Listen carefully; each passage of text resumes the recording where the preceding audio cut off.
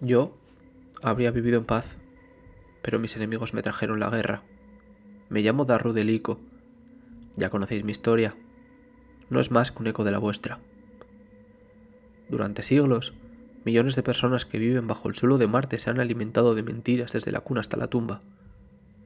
Ahora, esa mentira les ha sido revelada.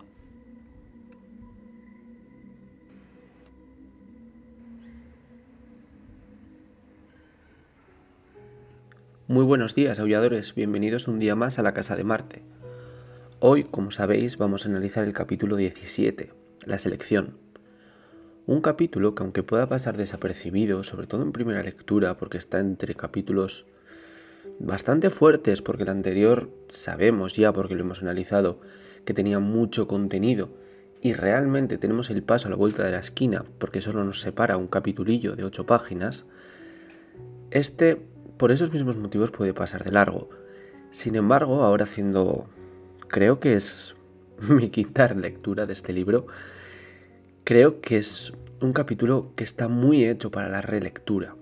Quiero decir, aquí Darrow nos va a dejar claro cómo es y cómo piensa y cuáles son sus ideales ahora mismo. Además, en una frase, tampoco creáis que va a tardar mucho en soltarlo y que lo va a decir de una manera muy enrevesada. Lo va a decir muy directo. Y luego además tiene un par de detalles, como por ejemplo la presentación de Fichtner y demás, que también es para los relectores, porque todos sabemos quién es Fichtner, pero sin embargo en primera lectura aquí todavía lo desconocíamos. Así que bueno, ya no os voy a desvelar más antes de la lectura, así que nada, os dejo con la lectura y después vamos a analizar parte a parte este capitulito que es corto, pero honestamente bastante intenso, la verdad. Así que oye, espero que lo disfrutéis.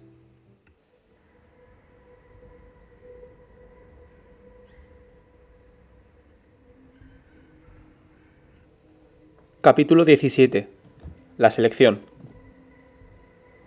Hijo de Linus y Lexus Abo Andrómeda, los dos de la casa de Apolo. ¿Preferirías señalar que solicitas preferentemente la casa de Apolo? Me pregunta un tedioso administrador áureo. La lealtad de los oropelos se dirige primero hacia el color, después a la familia, luego al planeta y por último a la casa. La mayoría de las casas están dominadas por una o dos familias poderosas. En Marte la familia Augusto, la familia Bellona y la familia Arcos influyen en todas las demás. No, contesto. Pasa los dedos por su terminal de datos. Muy bien. ¿Cómo crees que rendiste en la prueba de jerga de ingenio? Esa es la prueba de extrapolación. Aclara. Creo que los resultados hablan por sí mismos. No has prestado atención, Darrow. Anotaré eso en tu contra. Te estoy pidiendo que hables por tus resultados. Creo que me eché una condenada meada en sus resultados, señor. Respondo. Ah. Desde luego que sí. La casa de Minerva por la inteligencia quizá te iría bien. Quizá Plutón por la artería. Apolo por el orgullo. Sí. Veamos. Tengo una prueba para ti. Por favor, complétala lo mejor que puedas. Las entrevistas empezarán cuando hayas terminado. La prueba dura muy poco y está planteada como un juego de inmersión. En una colina hay un cáliz y tengo que conseguirlo.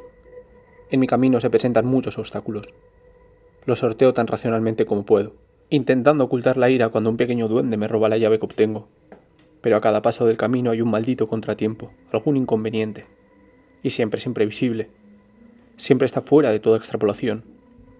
Al final llego hasta el cáliz, pero solo después de haber matado a un mago molesto y de haber esclavizado cruelmente a la raza de los duendes con la varita del mago. Podría haber dejado a los duendes en paz, pero me molestaban. Los entrevistadores llegan al rato, en intervalos. Descubro que se llaman proctores. Cada uno de ellos es un marcado como único. El archigobernador los elige para enseñar y representar a los estudiantes de las casas dentro del instituto. Para ser sincero, los proctores impresionan. Hay un tipo gigantesco entre los marcados con la cabellera de un león y un relámpago en el cuello de la ropa que representa a Júpiter. Una mujer madura de afables ojos dorados y un hombre avispado con unos pies alados en el cuello de la camisa. No puede estarse quieto y su cara de niño parece tremendamente fascinada por mis manos. Me hace jugar a un juego en el que extiende las manos con las palmas hacia arriba y yo pongo las mías encima y con las palmas hacia abajo. Intenta darme una palmada, pero nunca lo consigue. Se marcha después de batir las palmas llenas de júbilo. Se produce otro extraño encuentro cuando me entrevisto con un hombre apuesto que lleva el traje ensortijado. Le distingo la marca de un arco en el cuello. Apolo. Me pregunta cómo de atractivo creo que soy, y se muestra descontento cuando me quedo corto en su estimación. Aún así, creo que le gusto, porque me pregunta qué me gustaría llegar a ser. Emperador de una flota, digo. Podrías hacer grandes cosas con una flota, pero es un concepto muy elevado. Suspira y marca cada palabra con un ronroneo felino. Quizás sea demasiado elevado para alguien de tu familia. Quizás si tuvieras un benefactor o un origen familiar más propicio, sí, entonces, quizás. Le echa un vistazo a su terminal de datos. Pero dada tu procedencia es improbable. Bueno, mucha suerte. Me quedo sentado durante 1 hora o más hasta que un hombre huraño se reúne conmigo. Su rostro poco agraciado es enjuto como un hacha, aunque es un marcado y la empuñadura de un filo cuelga de su cadera. Se llama Fichtner. Una bola de chicle le llena la boca. Lleva un uniforme de color negro y oro que casi le oculta la prominente barriga que sobresale a pesar del ligero olor a metabolizantes. Como muchos de los otros, lleva insignias referidas a su personaje. Un lobo dorado de 2 cabezas le adorna el cuello, y una extraña mano destaca en los puños de su vestimenta. A mí me dan los perros rabiosos. Comienza. Me dan los asesinos de nuestra raza, los que están llenos de meados, napalm y vinagre. Olisquea el aire. Hueles a mierda. No digo nada. Se inclina sobre la puerta y le frunce el ceño como si le hubiera ofendido de algún modo. Después se vuelve a mí, olfateando de manera indebida. El problema es que nosotros, los de la casa de Marte, siempre nos quemamos. Los chicos al principio mandan en el instituto, después descubren que napalm dura eso. Chasquea los dedos. No respondo. Suspira y se deja caer en una silla. Después de un rato de observarme, se pone de pie y me da un puñetazo en la cara. Si me devuelves el puñetazo te echarán, florecilla. Le doy una patada en la espinilla. Se marcha cojeando y riendo como un borracho tío Nanol. No me echan. En vez de eso me descubro acompañado de un centenar más en una habitación enorme con sillas flotantes y una gigantesca pared dominada por patrones de marfil. Las casillas forman un damero en la pared. 10 cuadrados de alto y 10 cuadrados de ancho. Me levantan hasta la fila de en medio, a unos 5 metros por encima del suelo. Transportan a otros 99 hasta que todas las casillas están ocupadas. Esta es la mejor cosecha, los mejores estudiantes. Miro hacia afuera, desde mi casilla, observando con los ojos entrecerrados lo que hay encima de mí. Los pies de una chica cuelgan en la casilla que tengo sobre mi cabeza. En la parte frontal de mi casilla aparecen unos números y unas letras, mis estadísticas. Se supone que soy muy temerario y poseo unas características atípicas muy marcadas en intuición y lealtad. Y de manera más ostensible, en ira.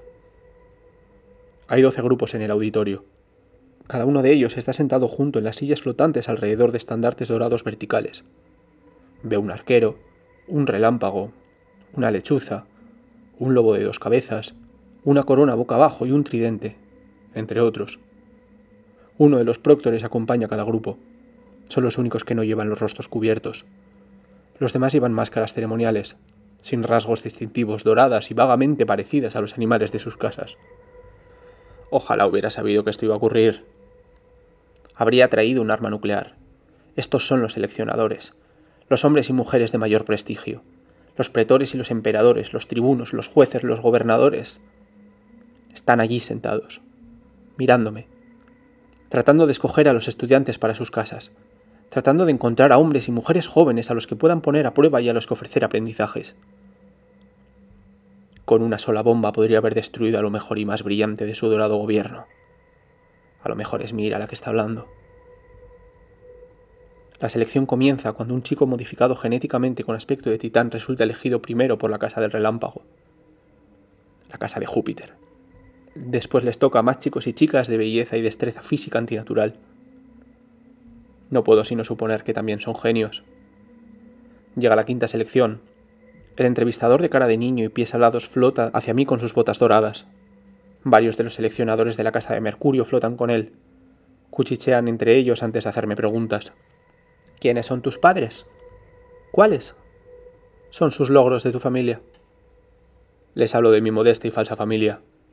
Uno de ellos parece tener una muy buena opinión de un familiar mío que falleció hace mucho, pero a pesar de las objeciones del proctor, pasan de largo y escogen a un estudiante cuya familia posee una propiedad de 90 minas y participaciones en uno de los continentes meridionales de Marte. El proctor de Mercurio maldice y me lanza una rápida sonrisa. «Espero que para la siguiente ronda sigas disponible», dice. Después le toca a una chica de aspecto frágil con una sonrisa burlona. Apenas logro prestar atención y a veces es difícil saber a quién están escogiendo. Estamos dispuestos de forma extraña. En la 10ª elección, el proctor que me golpeó durante las entrevistas flota hacia mí. Hay desacuerdo entre los seleccionadores. 2 me defienden a ultranza. Una es tan alta como Gusto, pero la cabellera le baja por la columna en 3 trenzas doradas. Y el otro es más ancho y no muy alto. Viejo. Lo sé por las cicatrices y las arrugas de sus gruesas manos. Manos que portan el sello de un caballero olímpico. Lo reconozco enseguida, incluso antes de verle la cara. Lorna o Arcos. El caballero de la furia.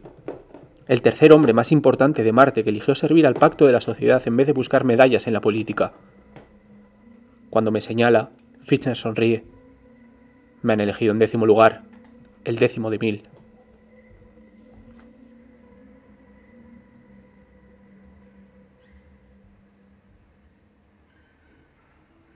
Y hasta aquí lo que sería la lectura de hoy.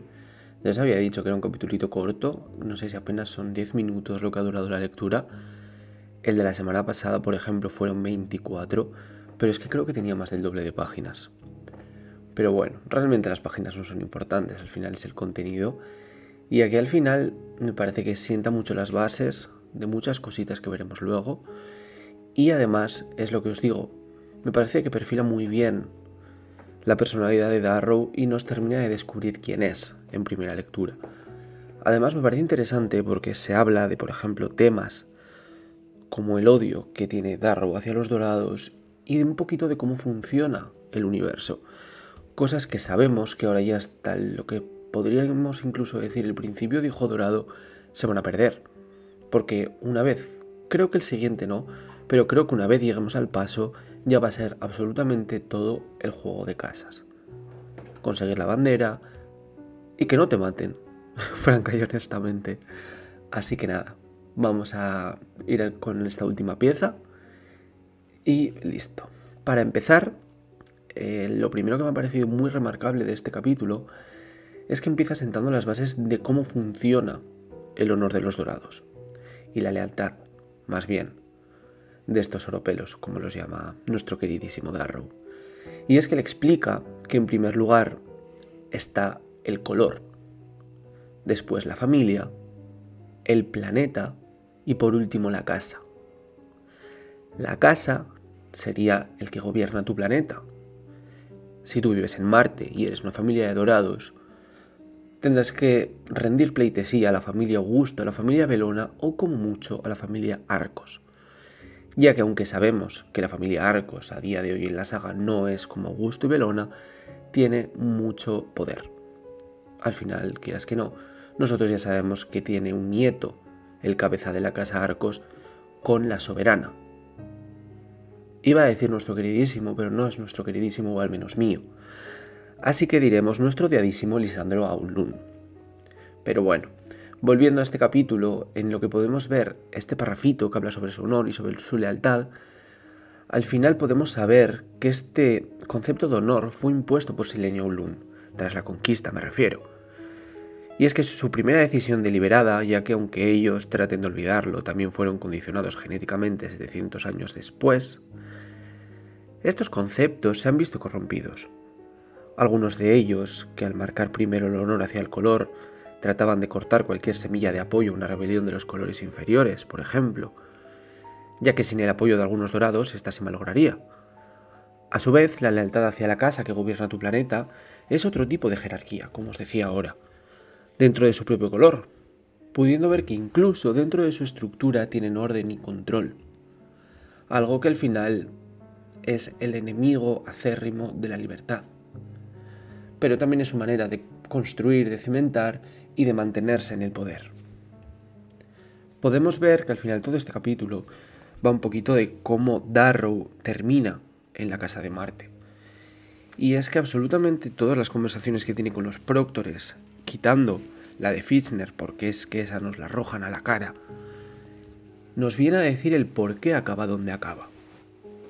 En un primer momento podemos ver que se encuentra con un burócrata dorado, que luego hablaremos de esto, y es él el que le dice que podría entrar en la casa de Minerva, quizás en Plutón o en Apolo, por el orgullo. Y le hacen esta prueba, le hacen una pequeña prueba en la que él termina literalmente esclavizando a los duendes, cosa que no me acordaba y me ha hecho muchísima gracia. Y aquí es donde podemos ver mucho de la personalidad de Darrow y mucho de por qué acaba en la casa de Marte. En esta selección podemos ver que todo consiste en esto. Los jóvenes dorados son ahora valorados desde otra perspectiva, fuera de los resultados, quiero decir. Se aprecian sus características más punteras, se miden, y en base a ellas se rellena la información que pasará a manos de los Próctores, que son quienes compondrán su casa con los alumnos que crean convenientes y queden disponibles. Esta información, lógicamente, es la que tienen los Próctores en la última escena del capítulo, mientras están eligiendo, y Darrow nos dice que los puede ver debatir, los puede ver discutir, y es que ellos tienen en las manos estas respuestas que ellos dan, además de sus propias notas en las pruebas anteriores, y es con ello con lo que ellos deciden, sobre lo que ellos deciden. Me ha parecido muy diciente que en esta prueba, además, podría habernos dicho Pierce Brown que simplemente ha hecho la prueba, pero me parece que si ha querido puntualizar cuál ha sido su respuesta, es para que nosotros también entendamos por qué acaba donde acaba. Y es que al final nos dice que él llega hasta el cáliz, pero que antes de eso ha matado al mago molesto, ha esclavizado cruelmente a la raza de duendes con la varita del mago, y al final estas son decisiones que te arrojan a ir con Ares. Así pues, son estas acciones las que explican que después Darrow sea escogido, como decíamos, para la casa de Marte. Son respuestas impulsivas, fuera de toda piedad, lo cual encaja bastante con el dios del panteón romano al que representa esta casa, Ares, ya que, como sabréis, es el dios de la guerra. Luego también me ha gustado que, como habéis podido notar en la lectura, porque lo acabamos de escuchar, se dice, lo que pasa que es algo que pasa muy de refilón, que es el archigobernador quien los elige, a los Próctores me refiero. Y es que el archigobernador de Marte, Nerón Augusto, es quien selecciona a los Próctores, a los marcados como únicos, que son viejos graduados del instituto que enseñarán y vigilarán. Pero lo más importante de esto, lo más interesante y por lo que he decidido traerlo aquí, es que Nerón no es solo él, es otra pieza de la jerarquía, y sobre su cabeza está quien de hecho lo puso ahí, Octavia, la soberana. Por lo que al final de cuentas es ella quien decide quiénes están al mando del instituto y por tanto lo que sucede allí. Junto a esto es el momento donde Darrow, ya tras haber hecho esta pequeña prueba, empieza a conocer a los Próctores. ¿Y qué pasa con los Próctores? Me ha parecido muy interesante el hecho de que se nos traigan descripciones sobre ellos, porque al final puede pasar desapercibido. Pero ¿qué sucede? Que las descripciones están aquí para contrastar con los últimos dorados que Darrow había visto en la prueba, quienes, exceptuando a Casio, le parecieron niños. Estos, los primeros marcados como únicos que aparecen en la saga, asustan, pero están aquí para que al conocer a Fitzner o Barca alcemos una ceja. Él es diferente, tiene una barriga y no asusta. Sin embargo, también es Proctor. Quiero decir, con todo esto lo que al final Brown nos está queriendo decir es prestar atención porque los dorados son peligrosos, los dorados no son los niños que jugaban en los anteriores capítulos, son auténticas máquinas de matar. Además de todo esto, mirar porque todos los dorados, aunque se precien de ser iguales, aunque se precien de tener una jerarquía férrea, hay gente que no es diferente. Igual que en todos los colores, igual que en todas las sociedades, igual que en todas las familias. Hay gente que no es como Darrow piensa. Y eso lo podemos ver en Fitzner. De manera que al final el lector, sobre todo el primer lector, que es lo que nos interesa también, al leer todo esto, le preste más atención, le coja cariño, porque también se presenta de una manera mucho más afable, de una manera mucho más casi cómica, podríamos decir. Pero bueno, vamos a dejar para más adelante hablar sobre Fichtner, porque telita con Fichtner, la verdad. Ahora nos vamos a centrar con Apolo, porque es el primero que habla con él. Y como ya sabéis, al final Apolo para los romanos era el dios del sol, de la música, de la profecía, de la verdad o de la medicina. Y sobre todo representaba la belleza. De aquí la pregunta que le hace a Darrow, y el hecho de que se fije en él por eso. Además, representaba también el orden, la armonía, la juventud y la vitalidad. Pero en todas las historias que se contaron sobre él en Roma, pecaba de orgullo. Aquel fue su talón de Aquiles. Aquí podemos ver que la arrogancia o la soberbia son algunas de las aptitudes que harán que termines en su casa. Pero Darrow, con una petulancia fingida, no llega a sus estándares. Y aunque llame su atención porque le parece un señor muy atractivo, termina pasando de largo. Porque Darrow puede ser condenadamente atractivo, pero él no se lo cree. Porque al final sabemos que realmente Darrow ciertamente está bastante disociado con su nuevo cuerpo tras la talla. De estos próctores que él conoce, que se acercan a él, luego dice que se acerca una mujer con unas trenzas, que no se especifica quién es, pero podríamos pensar que puede tratarse de la Proctor, que es la cabeza de Minerva, o quizás de Diana. Yo me decanto más por Minerva, pero tampoco lo tengo muy claro. Y ya luego, por tercer y último lugar, se presenta nuestro querido Fichtner. Ya solo la manera en la que Brown se molesta en describirlo es diciente. Quiero decir, para empezar está mascando chicle, que es una muestra casi de aburrimiento y de dejadez. El uniforme que lleva sí que puede pasar más afín a otros próctores porque al final es negro y dorado, pero tiene una prominente barriga que le sobresale y huele a metabolizantes. Y luego ya además está el hecho de las insignias que lleva, ya que lleva lobos por todas partes y sabemos el peso que tendrán los lobos en este libro y el peso que tendrán los lobos en la saga. Lo importante de que Fichtner no tenga un físico hercúleo es que podría tenerlo sin esfuerzo. Los tallistas trabajan a diario, pero él no lo reclama. Está orgulloso de su distintivo, porque lo es. La sociedad tiene unos estándares de belleza rígidos y salirse de la norma que dictan podría tildarse casi de un movimiento político. Es como, por ejemplo, si en un mundo donde al final a la mujer se le exige que sea todo lo femenina posible, ella decide cortarse el pelo al cero, raparse, como de hecho pasó en el 2007 con Britney Spears. Al final hay cambios en el físico que pueden llegar a ser movimientos políticos, movimientos casi de rebelión, podríamos decir. Y aquí, cuando habla con él, sigue siendo totalmente diferente a lo que hemos visto. Y es que ya para empezar le explica que al final la casa de Marte el problema que tiene es que sus componentes se queman rápido, más que nada por su personalidad. Y es que al entrar en su casa, aquellos que son más afines al dios de la guerra triunfan en un inicio. Tienen la capacidad, tanto física como mental, pero esto termina. Tras una guerra, hay que gobernar. Recoger los pedazos e impulsarlos hacia un futuro mejor. Y eso es lo que los componentes de la casa de Marte no saben. Y es ahí donde, a pesar de tener el poder, pierden. Es por esto que esto ya es personal, pero bueno, al final no me disgusta la idea de que también, pues me conozcáis un poco si hemos llegado hasta aquí.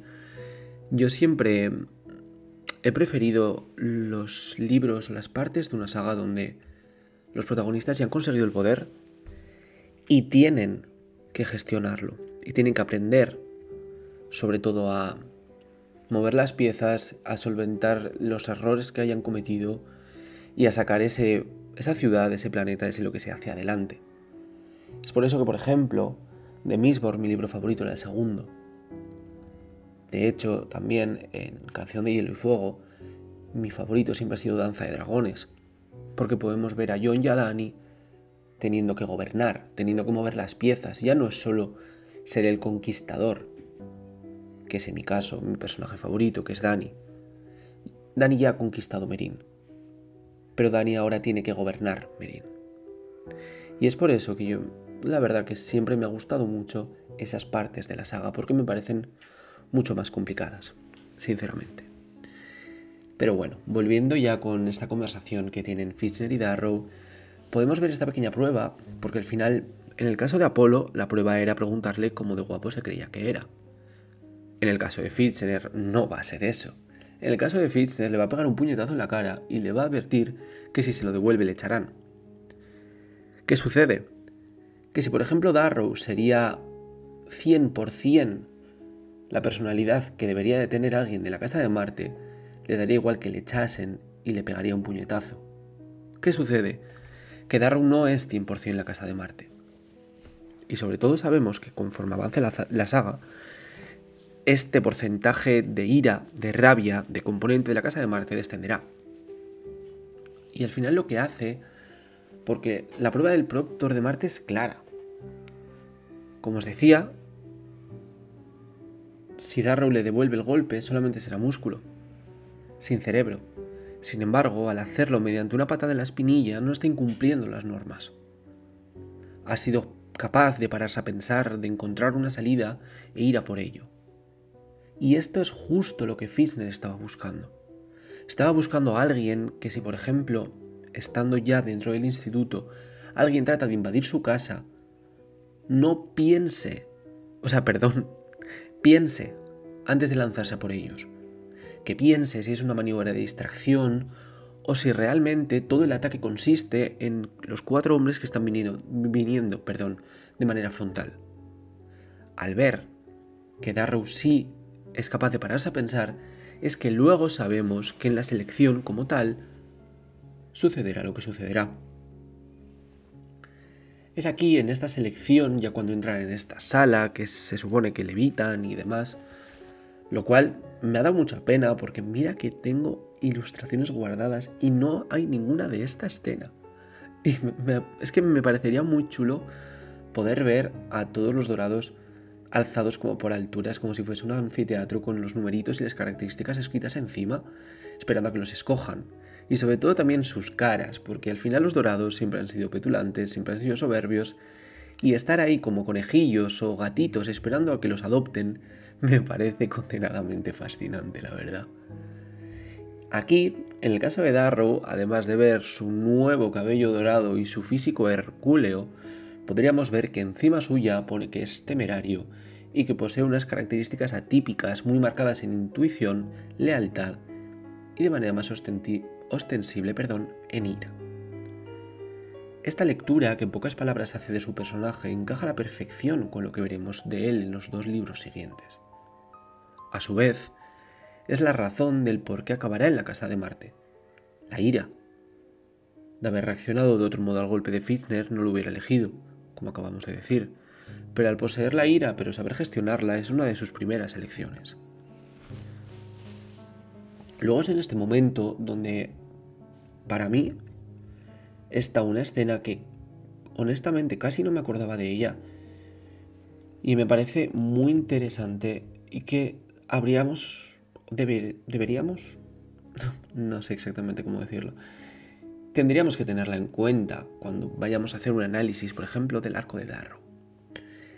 Y esto es, o se debe, mejor dicho, a que podemos ver que en Hijo Dorado él toma otra decisión a lo que está pensando ahora.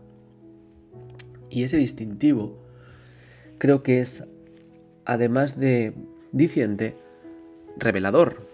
Porque ¿qué es lo que le hace cambiar de opinión de aquí a la mitad de Hijo Dorado? Que realmente estando ya a la mitad de Amanecer Rojo sería un libro. Pues conocer al resto de dorados, ver que realmente no es todo como piensa y sobre todo hacer amigos dentro de ese color. Al final, a lo que me estoy refiriendo es al momento donde Darrow habla de que si tuviese una bomba la haría explotar en ese momento.